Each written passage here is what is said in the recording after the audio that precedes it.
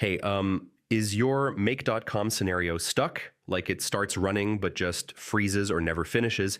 Yeah, that can completely block your automation. Don't worry, let's fix it step by step. All right, first, stop the scenario manually. If it's stuck, you need to reset it before anything else.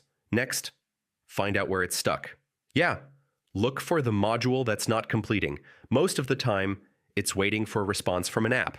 If that API is slow or not responding, your scenario just hangs. To fix that, add a timeout or error handler. Yeah, this prevents the scenario from getting stuck again. Another thing, large data can slow things down.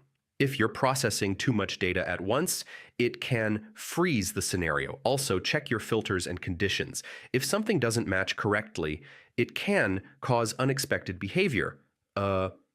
Sometimes a stuck scenario is caused by a broken connection, so go ahead and reconnect your apps. Now, run your scenario again and watch it closely. If it still gets stuck, try reducing the workload. Yeah, process smaller batches instead of everything at once.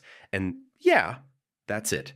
Your make.com scenario should no longer get stuck. Just apply these fixes and your automation will run smoothly again. Hey, is